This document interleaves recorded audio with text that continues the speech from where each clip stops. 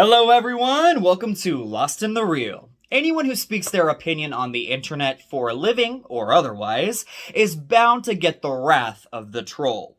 Something we all know and have to prepare for when we put ourselves out there on social media is that there will almost certainly be a person waiting on the other end with a keyboard ready to attack with their words. There is a sort of morbid wish fulfillment explored in the new pitch black dark comedy, The Columnist, of getting back at the people who try to tear you down if you have any sort of opinion that differs from them.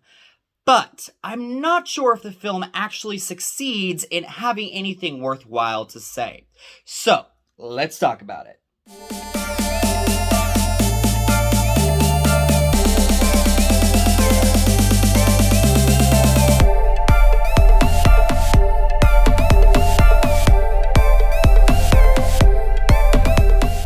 The Columnist will be available to stream wherever you rent your movies on May 7th, 2021. The film is written by Daan Windhorst and directed by Ivo van Aart. It stars Katja Herbers, Bram van der Kelen, and Claire Porro. Columnist and author Famke is flooded with anonymous nasty messages and death threats on social media. One day she has had enough and she decides to take revenge. Going into The Columnist, I was actually really excited for it, because I had heard good things, and I also was just getting done with a spat of hateful messages towards me on YouTube, and this just seemed like a fantastic remedy to that. The film definitely starts out in a good place. The deadpan dark comedy works very well, and I found myself immediately drawn to Katja Herbers as Famke. Herbers relishes this role, perfectly landing the comedy in the beginning and the much darker facade of her personality as the film progresses. You really can't take your eyes off of her because she is this fascinating mix of gentle and thoughtful, but also devilishly twisted and relentless. Herbers nails the role, even when the writing does her injustice. Where I think The Columnist starts to falter is after Famke's first kill. We've grown to have empathy for this woman who is literally attacked ruthlessly online, with trolls calling for her to be murdered and that she's a pedophile, among many other horrible things. But once she commits her first act of violence, there is no remorse, no grappling with the gravitude of what she has done. She just all of a sudden is a sociopathic, heartless killer. And that does not fall in line with the woman that we have gotten to know so far.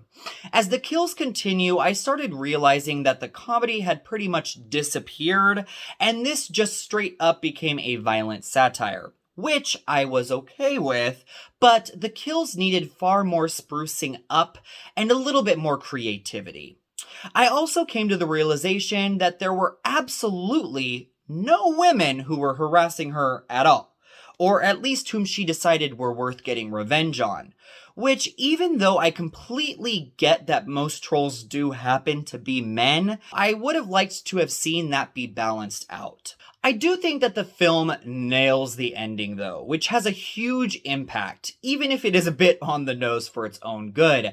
But everything else in between, all of this timely commentary on free speech and the pros and cons of social media, feels muddled. There's a hypocrisy to Famke championing her daughter's right to free speech at school, and then going out and murdering people who are exercising their First Amendment rights. The film is also attempting to say something about the masks we create for ourselves for the public eye in her relationship with a horror author who wouldn't hurt a fly in real life, all the while she is going around murdering people whilst keeping her proper and naive persona. All of these ideas are worth exploring to build up the film's debate, but they are never tackled head on, so the film feels like it lacks a voice. I might sound like I hated the film, which I did not, but there was so much potential here to have something to say while giving us an uproarious dark comedy sprinkled with some amusing kills. But The Columnist is either too afraid to actually share its opinion, or it doesn't even have one. So, I will be giving The Columnist 2.75 boxes of frozen peas out of 5. While the film can be an entertaining bit of gruesome wish fulfillment for anyone who has been bullied online, with a knockout performance from Katja Herbers, The Columnist has a lot of ideas and things it wants to say, but lacks a defining voice to share them. Thank you so much everyone for watching Lost in the Reel. We will see you soon.